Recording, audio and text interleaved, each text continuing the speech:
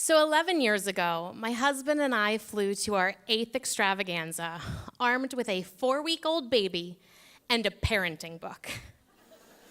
We were first-time parents at their finest, completely sleep-deprived, and 100% sure we had no idea what we were doing, but also completely convinced we could do anything we'd done before this little one arrived. Well, kids change things. And it's been 2 more kids and 9 years since my last extravaganza. And I'm so excited to be here with you all this weekend. And that little one who we dragged with us, who greeted everyone at the registration table as a newborn, and who danced in the back of the ballroom as a toddler, is now a bright, confident 11-year-old with a big heart and a whole lot of sass. So much sass. Rebecca loves dance and mountain biking and torturing her 2 little brothers, and she wants to be a writer when she grows up.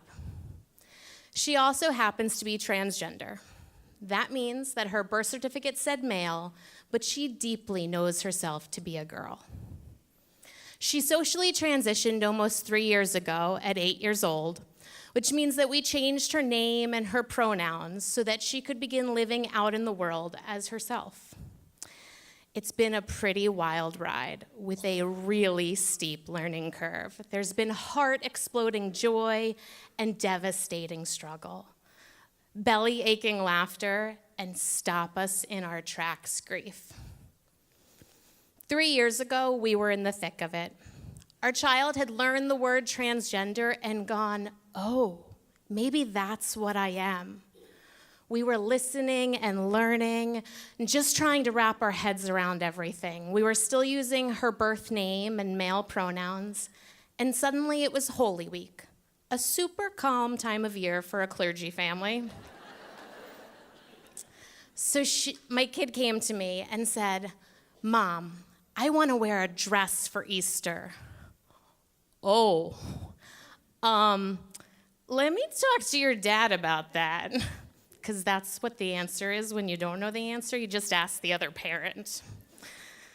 For years, our son had been drawn to typically girly things. His favorite color was pink from the time he could talk. All of his friends were girls. He loved to play dress up and paint his nails. We assured him daily that colors and clothes are for everyone, and he can be any kind of boy he wanted to be. At 3 years old, he wanted a pink shirt. And so I combed the thrift store racks, trying to find one without too much lace or too many ruffles. Powerpuff Girls saved the day.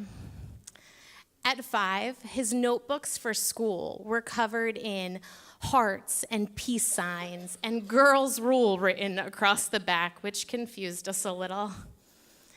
And at 7, he wanted to go shopping and pick out his own clothes, but there was nothing he wanted in the boys section. So together, he and I braved the girls section of Target, where my kid's heart sang as he oohed and ahed over all the options, completely oblivious to all the stares. We'd been down this road, navigating the murky territory of supporting our outside-the-box kid in a shove-you-in-the-box kind of world. And every time we had the conversation, the answer was always the same. People may not be kind, the world may not understand, but supporting our child and unapologetically showing up in the world as himself was how God called us to parent.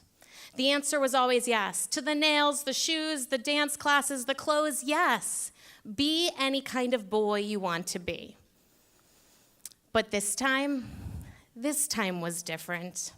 He'd never asked to wear a dress outside of the dress-up clothes in the playroom. And it was to church. And it was Easter Sunday, with all the extra people that show up twice a year. You know the ones. Well, our congregation, and wait, did I mention my husband was the pastor? Yeah, that added to it. My husband's the pastor of our small congregation in rural conservative New Jersey. Now, I get rural and conservative in New Jersey doesn't mean what it means elsewhere, but it still means something. There are cows in my backyard. So while our congregation had quietly supported or at least gotten used to our child's gender nonconformity, we weren't sure how they'd respond if our 8-year-old son showed up in a frilly Easter dress. We weren't sure we'd be able to keep him safe and navigate the questions and run interference on such a busy, crowded, stressful Sunday. So we said no. We said, we see you and we love you. We know this is who you are, but we just need you to wait. We told our child, I'm sorry, you can't show up to church on Easter Sunday as yourself. You have to pretend to be someone else a little while longer. C.S. Lewis wrote, "No one ever told me that grief felt so like fear." I grieve that we spent 8 years of my child's life not knowing who she was. I grieve that she had to go through so much pain to figure it out and for us to figure it out. I grieve that she's living in a world that's not ready for her, where people like her are harassed, bullied, hurt, and killed because of who they are. I grieve that at 11 years old, she's had to stand up for her rights and her community. There is grief mixed with the pride every time she tells her story to a legislator or speaks at a rally. She's incredible, but she shouldn't have to defend her existence. She's 11.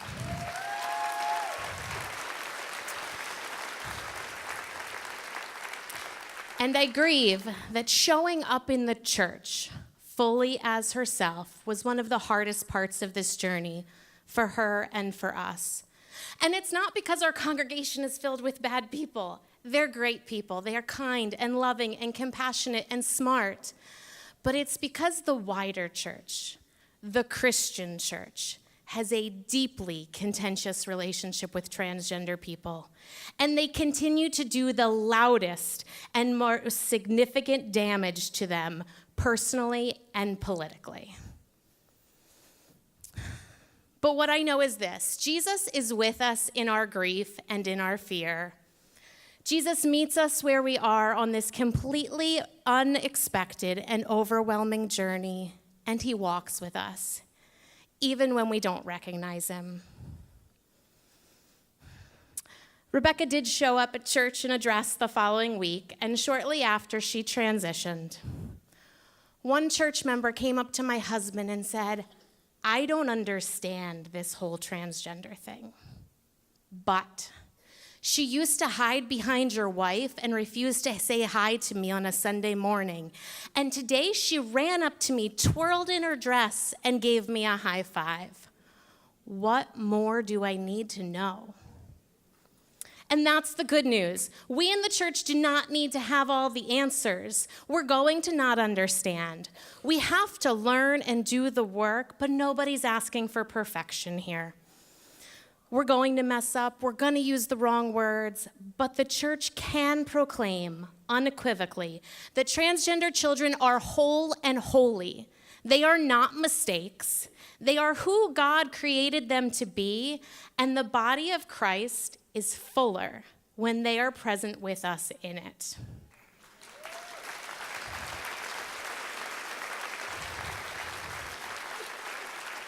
I need you. Trans youth need you to do that boldly, joyfully, and before you think you need to. Wouldn't it be ideal if every little Rebecca, every family knew that at your church, at all of our churches, every young person would be safe, loved, and cherished in the fullness of their identity, whatever that identity may be. 2 years after that Easter I told you about, 2 years after Rebecca transitioned, we gathered with our congregation, our family, friends, and her godparents, and we celebrated her and blessed her and her new name. In that service, we prayed, "O God, in renaming your servants, Abraham, Sarah, Jacob, Peter, and Paul, you gave them new lives and new tasks, new love and new hope. We now hold before you your child, Rebecca Eleanor.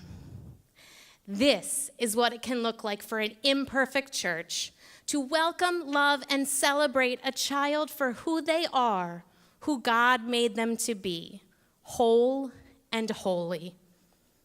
What does this look like for you in your specific ministry setting? What's your next step or your first step? I'm so excited to be here all weekend and have that conversation with you. Find me in the halls, come to my workshop, and I look forward to continuing this conversation.